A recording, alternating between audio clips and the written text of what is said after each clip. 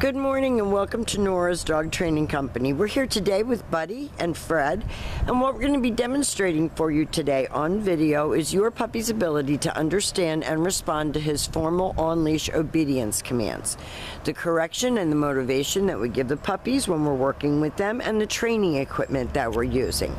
Fred is using a regular 6-foot web training leash, and he keeps the bulk of the leash folded neatly in his right hand.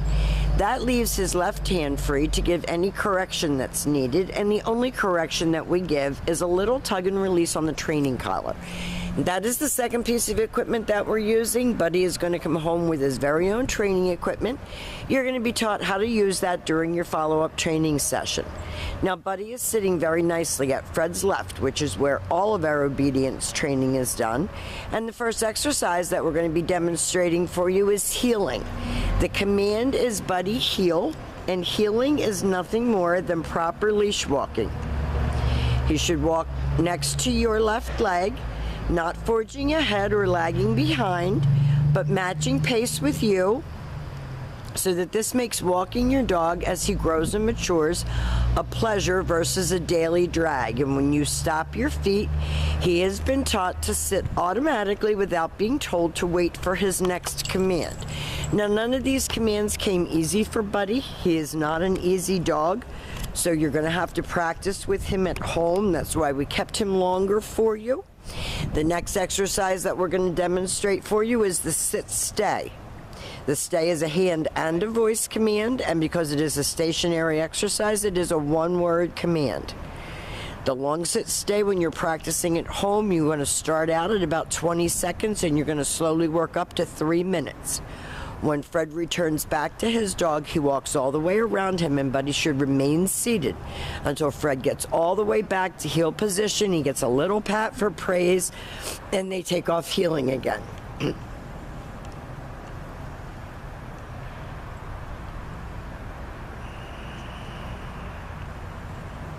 So when you're walking with him and you stop to cross traffic, or talk to a neighbor, he should be sitting nicely at your left and waiting for his next command. He shouldn't be jumping out at someone that you're talking to or lunging out into traffic. Everything is about self-control and maturity with him. And he's a young dog. He has a long way to go, but he has a great understanding of his basics. And if Fred's losing him as far as focus and attention, you'll hear Fred talk to him and encourage him to pay attention. Fred's going to leave him in another sit-stay. You walk out to the end of your leash and you turn to face the dog. Everything is about self-control, maturity, focus. And this time, instead of returning back to him, Fred's going to call him.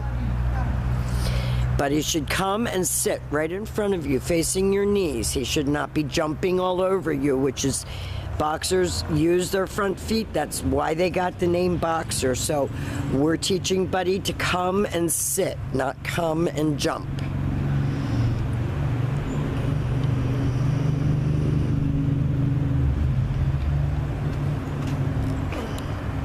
Fred's going to leave him in another sit-stay. He's going to walk out to the end of the leash and turn to face him. Again, he's going to use his name, a light tone of voice, and call him right in. And Buddy should come and sit. Very good. Now, the next exercises that we're going to be demonstrating for you are probably the most popular ones, and those are your down commands. And there are 2 of them. The first one is the down from a heel position. So always have your puppy seated first. You take your left open palm, push it straight down toward the ground, and give the one-word command to down and stay. Now, the long down stay when you're practicing at home, and remember, practice these exercises indoors as well as outdoors. There's less distraction inside, and you're developing indoor manners. With your down stays, you're going to slowly work up to a 5-minute long down stay. When Fred returns back to him again, he walks all the way around him as an additional distraction.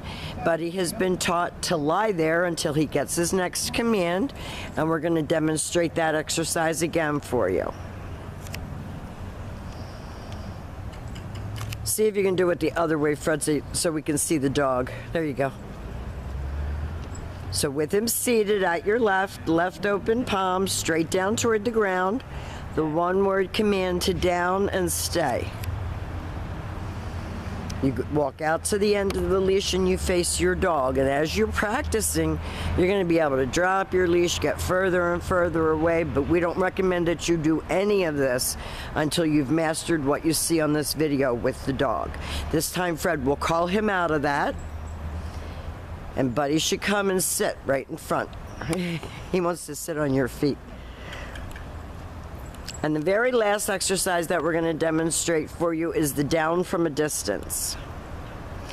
So with Buddy seated at your left, you're going to leave him in a sit-stay. You're going to walk out to, and don't go all the way to the end of your leash, because if you need to enforce it, you want to be a little bit closer. You're going to use your right hand to give the command and drop him into a down from a distance. And he really gets into those downs. The head and everything goes down. So that was very, very good. So we've demonstrated for you all of Buddy's formal on-leash obedience commands. We will have a packet of information for you for when he comes home on Saturday. Describe, you know, everything that he's learned, scheduling, crating, all of those things will be gone over with you. We've enjoyed having Buddy. He is a cute little guy, and thank you for choosing Nora's Dog Training Company.